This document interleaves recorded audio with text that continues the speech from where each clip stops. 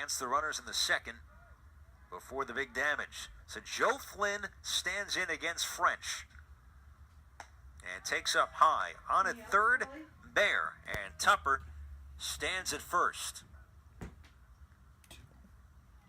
Joe Flynn 1 for 1. He singled and later scored on the Harding 2-run single back in the second. Swing and a miss at the change that time from the side armor. Not easy for a right-handed batter against Turner French. It's been a struggle for many opponents this year. Looking for Joe Madden's safety squeeze here, first and third. There's 2 out. I'm sorry. Swing and a miss. And it's 1 and 2. I forgot. 2 out. We had the force out at second base. We can't fool you. My notes, after all these my notes years. are too tiny. I had to put my glasses on.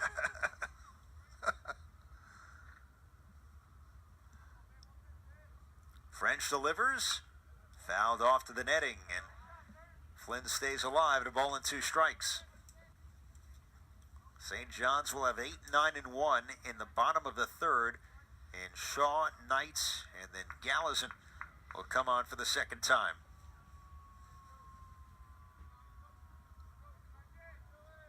Flynn's dangerous down the bottom of the order because he's got a lot of power, this young man. 1-2, up high. 2 balls, 2 strikes. I know he's not having a good year offensively this year, but last year he was pretty good as a freshman. He got a couple of hits against St. John's last year in the game. Swing and a miss. So French comes on and because that ball's going to run away from the right-handed batter. He has a pretty good whirly-bird curveball when the left-handers are up there. The pitch for him to develop, which he's spending time with, is a change against a right-handed hitter. Dickinson lays off, and it's 2-0. David Harding's on deck. Asher Tyson Lee to follow here in the fourth. That looked like a pretty good pitch. Yep.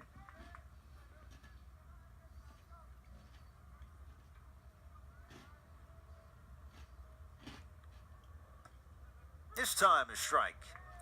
Brought it over a click. Sophomore from Wallingford, Connecticut. Matt Messier, 2 2/3 in his start. 4 runs allowed on 7 hits.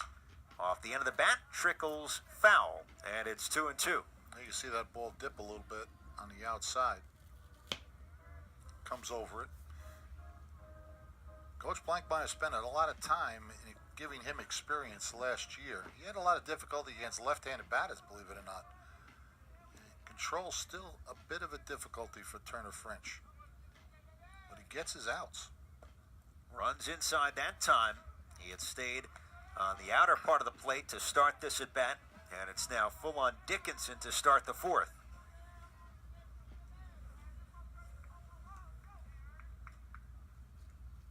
Payoff for the sophomore.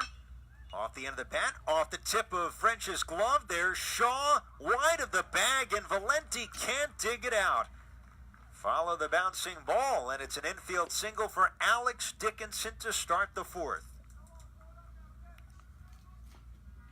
That ball bouncing in the dirt to Valenti. Let's see a replay on that. It's Josh Shaw making a good reaction on this ball. Yeah, you're right.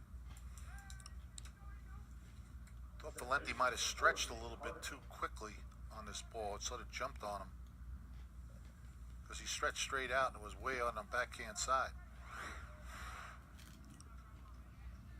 Infield hit, as per Andrew O'Connell. Yeah, there have been a bunch of those here today against both Messier and now French for the Tigers. 8 hits for Princeton. Well, the important thing for the Tigers, it's the leadoff man of the inning.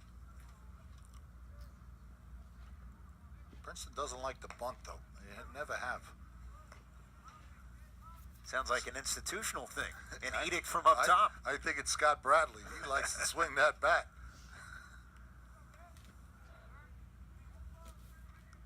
I mean, I didn't look at the number of sacrifice bunts, but I don't remember them spending much time, especially early and middle of the game. He doesn't like giving up outs.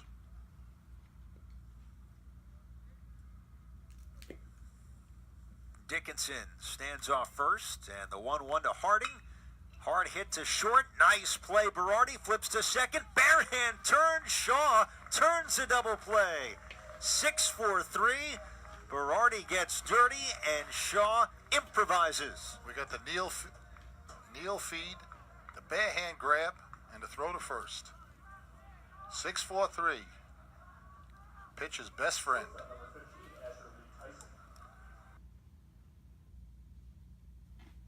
This is clear. Hit on the very first pitch. That's going to sting a little bit, but he's on. And French, after that break from his middle defense, gives the Tigers a base runner back. Hit by pitch with 2 out.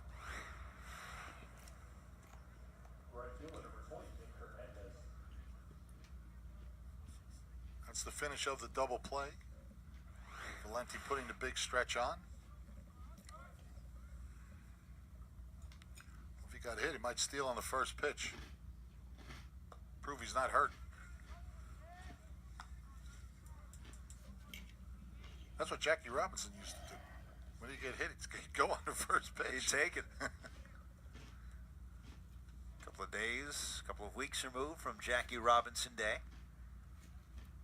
Hernandez stands in, and the pitch low once again, 2-0, and you can see French a little cautious right now, dealing with a left-hander. Hernandez swinging a very good bat as of late. Mentioned his 22 RBIs, leads the team. He's been their most consistent hitter. Tyson Lee, 2 for 2 in stolen base attempts, and French looking his way. That's surprising that he's a shortstop, but he only has 2 attempts. Yeah. Princeton's best base stealer, not in the lineup, in Connor Nolan. Either that or he hits a lot of doubles. That too. Another way to do it. 3-0 here, as Hernandez has not been challenged this at bat by French.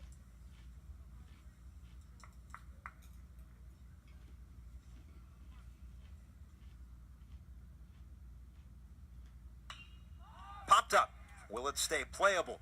Knights in foul ground is under it, and Turner French finds a way to get... Of course, a much larger spread. Just a bit. Bigger than all of us. Well, on to the 5th, and French granted a few extra warm-up tosses after the delay to make sure second base was in place. And Zach Belsky, who's reached twice on a walk and a single, leads it off here in the 5th for Princeton. Well, the rush to 6 runs is critical here. I have an old statistic from coaching that the first team that scores 6 runs will win 85% of your games. It's a rush to 6. And St. John certainly scored a lot of games with 6 runs. We're going to have to revisit that when this one's all said and done tonight. St. John's has scored 6 runs in 22 games so far this year. And they're 21-1. That's as good as it gets. Another thing that's been so unique about this Red Storm team in recent weeks, the extra inning conference games. They've had to win some close ones. Number to the mound, French fields and throws onto first. Easy play. Belsky's retired, and there's one down for Princeton here in the 5th. And with a young team, when you can win those close conference games, perhaps you look back on that down the road, come the Big East tournament, and St. John's hopes beyond that. Number 11 right now in the country. 4 teams making the Big East tournament once again this year. There's no real advantage, being first to 4. Yeah. Because there's no bye in the first round. So the main thing is get in and win your first game, because it's a quick tournament. Last year, St. John's was eliminated by Creighton down at Aberdeen, Maryland, Ripken Stadium. Johnnies were 4th in the regular season, and this year the tournament shifts to Omaha. TD Ameritrade, swing and a miss by Haddad. 2 balls and a strike with 1 down in the top of the 5th.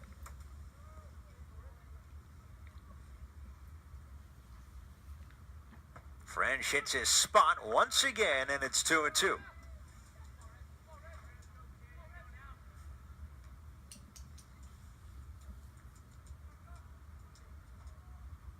Seems like it's getting warmer as the night gets deeper.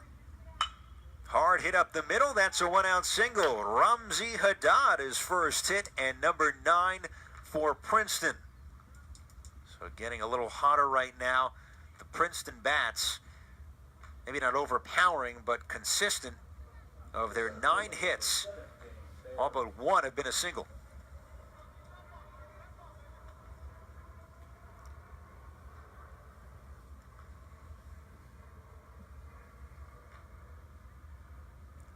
Danny Baer reached on a fielder's choice, was left on at third his last time up, and takes low here from French.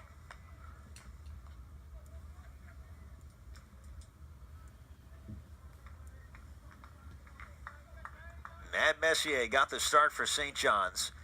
56 pitches over 2 2/3. Charged with all 4 runs on 7 hits. And French has come on, has allowed none yet. He has given up 2 hits.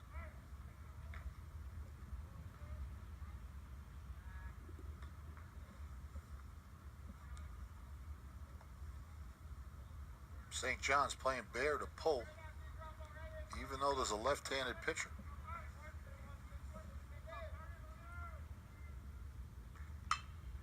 Baer gets a piece of it down the left field line, foul. Bob, the Big East tournament, shifting further west to Omaha. Creighton's home ballpark. Creighton team that's picking things up. Young group committed a lot of errors, which drove Ed Service crazy early in the season, but starting to settle in. Swing and a miss. Goes chasing down low, and Bears retired. Second strikeout for Turner French, and they're 2 down for Princeton in the 5th. Creighton usually one of the better defensive teams in the country. Yeah. Trademark under Ed Service. Paul Tupper here against French, right at the belt for strike 1.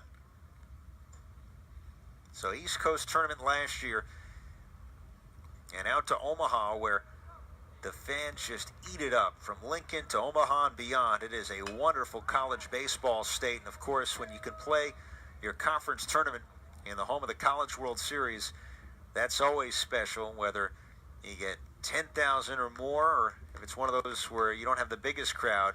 There is that moment where you walk out there and you know you're part of something special. They always draw pretty well there. Yeah. Even for midweek games against in-state rivals, they draw very well, anywhere from 8 to 10,000 at a college game, single game. Usually a few thousand when St. John's comes in, or Seton Hall, any of the Big East opponents. Off the end of the bat, and Tupper stays alive at 1-2. TD Ameritrade Park, pitcher friendly to say the least. A lot of foul ground. Plays very deep. Another 1-2. Swing and a miss. Back-to-back Ks. Turner French to get through the 5th. No runs, 1 hit. Haddad is stranded, middle of 5 in Queens. It's 4-2 Princeton here on ESPN3.